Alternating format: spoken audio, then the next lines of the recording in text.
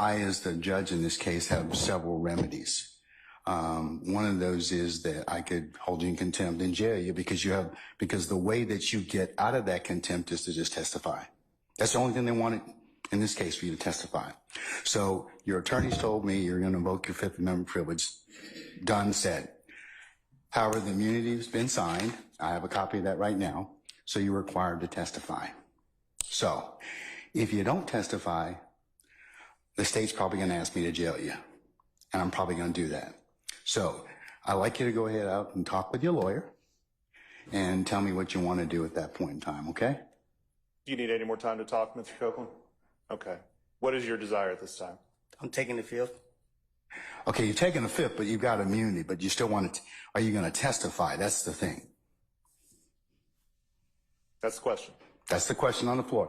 I've acknowledged the fact you have a Fifth Amendment privilege, but the state's given you immunity, so that overrides that Fifth Amendment privilege. They require you to testify. Yeah, but the state don't know what they're talking about.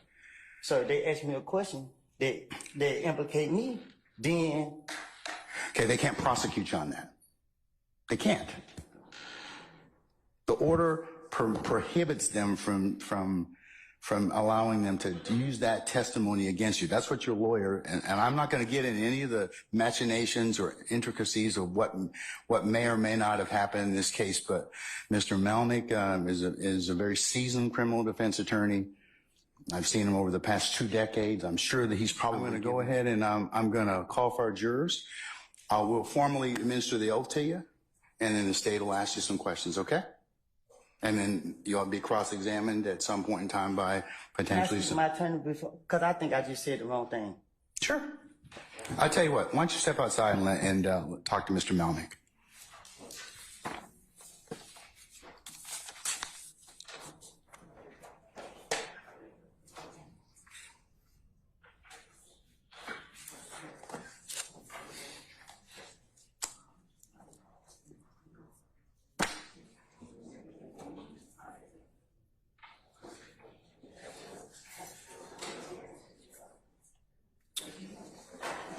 Testimony. I know you don't want to give testimony in this case, but you've been given immunity in this particular circumstance, use immunity. So, are you going to testify? Yeah. Okay. All right. All right, sir. Then what we'll do at this point in time is we'll call for our jurors and we'll swear you in and spell it, please. Kenethcopland. Thank you, sir. All right. And Mr. Copeland, good afternoon. Do you want to be here? Ma'am? Do you want to be here? I'm here. Okay. Are you going to let me ask you some questions? Okay. How old are you? Grown. Okay, what does grown mean? I'm an adult. Okay. And when you say you're an adult, what number in years are you?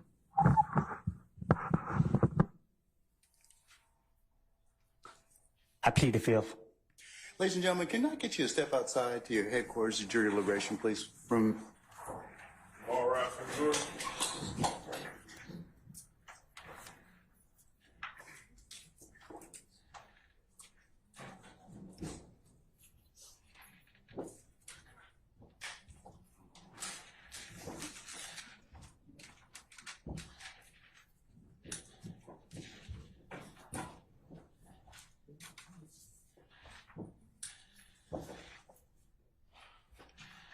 All right, ladies and gentlemen, please be seated. Our jury has left us. Mr. Copeland, given the fact that you have invoked your Fifth Amendment privilege, but the state has already given you immunity under 24-5-507, this court holds you in willful contempt, and we'll see you on Monday. And we'll see if we can get some more testimony at that point in time. Take him into custody. That the state knew or had reason to believe that he was going to do this in front of a jury, that his response was going to be, I'm invoking the Fifth Amendment, then, Your Honor, yes, I adopt what you said. That's wrong of a party, and I'm moving for mistrial. Okay. Okay. All right, sir. Thank you. Defendants, after Mr. Melnick attempted to assert for Mr. Copeland, may I finish? Let her finish, Mr. Melnick. Please sit down. I'll let you start. Okay? All right. Thank you, sir. while Mr. Copeland is on the stand stating that he wants to testify, that he will testify rather. So we are watching, and Mr. Melnick, I believe it may even be captured on film. The court can look at it. Mr. Melnick turns to the direction of counsel for the defendants and motions like, that's it. Then Mr. Melnick, had I told him that we are going to hammer Mr. Copeland, the state had not made any such communication with anybody. So what we are seeing, we believe, is tampering with witnesses, this particular witness on the part of people who are not the state. So we are concerned. I don't know that Mr. fully explain everything that's been going on, it would require me to reveal confidences that I'm not going to reveal. I don't want you to do that, sir. I can assure you that the decision to invoke the Fifth came completely from Kenneth Copeland. I owe nothing to anybody over here. I owe nothing to anybody at any of these tables. I don't care, candidly, no offense, don't care what happens with their cases. The only thing I care about is what happens to Kenneth Copeland. And for any assertion, I'm sorry, Judge, for any assertion. And that's your primary duty. It is. That's exactly right. And for an assertion to be made that I or Mr. Copeland are somehow being influenced by somebody over here is absolutely ridiculous. I take great offense to it, and I can tell Ms. Love that I am going to the state bar to report her for contacting a witness that she knows to be represented by counsel. She and I have had conversations about Kenneth. Yo, it's Big Ant, the spokesman, man. We back. Another edition of Urban Politicians TV, UPTV. Make sure you stay on your pivot at all times, man. Had to come tap in, and I had to bring it inside the crib one time. My neighbor got to cutting their grass and things, and I ain't want the microphone to grab all the noise, and then y'all couldn't hear me clearly. But as y'all just seen right there, the YSL trial still going down. And as we've said before, one of the craziest of all time. And they saying this is the longest one in the state of Georgia, if I remember correctly. Now, we done seen the documentaries get done and everything under the sun when it comes to this conversation right here. And I'm not laughing at nobody going to jail. I'm not laughing at what they going through or nothing. But you got to admit, bro, laughing at the delivery of how this is coming off, unintentionally being funny, and even some of Young Thug homies that's sitting behind them on trial as well was laughing at it. You just couldn't help it, dog. This nigga really got up there and said that, and when he said, hey, man, let me holler at my lawyer, I don't think I answered that right. I'm like, man, here we go, dog. We'll formally administer the oath to you, and then the state will ask you some questions, okay? And then you'll be cross-examined at some point in time by potentially some... my attorney before, because I think I just said the wrong thing. Sure. I tell you what, why don't you step outside and talk to Mr. Melnick? This thing right here, it's not funny, it's something serious, but at times you can't help but laugh at certain things, how it be coming off. It just is what it is. But on the serious side of this, he did originally get arrested in 2021.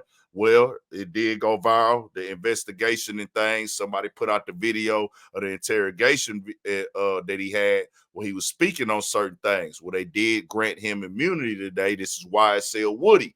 And he decided, hey, I'm not going to go in there. I'm going to take this little jail time till Monday. And then y'all seen everything unfold after that. First, Young Thug's lawyer came up and spoke and tried to get a mistrial right there where, hey, they seen this, the jury this, the witness and how they moving and things like that, but the judge denied that.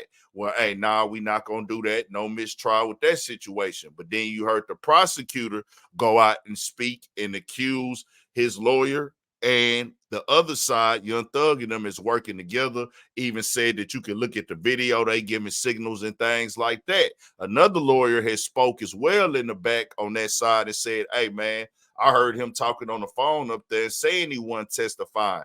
They trying to convince him to come up here and speak and things like that. But then eventually I heard his lawyer go in there and call out the prosecutors saying, hey, who is y'all to even insinuate that I'm working with them and we all in cahoots to make this thing happen?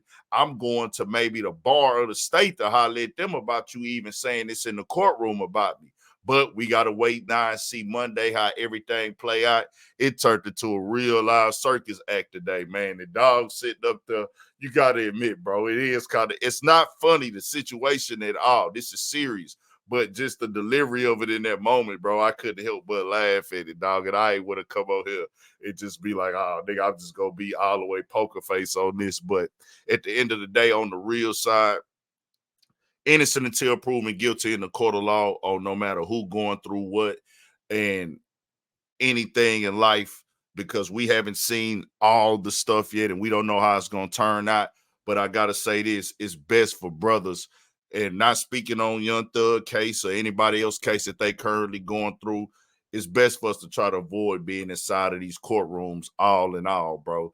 You got to try to avoid these type of situations because this is a real thing. Outside of the jokes, outside of the laughter, outside of what's being funny and being presented on social media, these things happen in real life and they have real life consequences to people. Well, I seen somebody today, they had on the news, got like 30 years for something. And I'm like, man, just think about your family, dog. I understand boys be out here living a certain lifestyle, certain environments, got long history and reasons why they in these situations. But as you get older, you got to do your best to stay out these people way, bro, because everybody want to be free. Everybody want to be out here with their kids, watching them growing up. We've been seeing the prom send-offs going down. They've been turned up. Ain't nothing better than seeing these parents putting the kid, you know how it is. Your parents putting a smile on your face. You seeing other people put smiles on their kids' faces, enjoying their time with your friends, your loved ones, being able to really enjoy your freedom, bro. And when you get caught up in certain situations, it get real and they'll take that away from you, nigga, and then go have lunch. So it's best to stay out of this system, bro, because once you get caught up in it, you can get stuck in it. Just keep it all the way 1,000. You got to go hustle, grind, get your money, do that.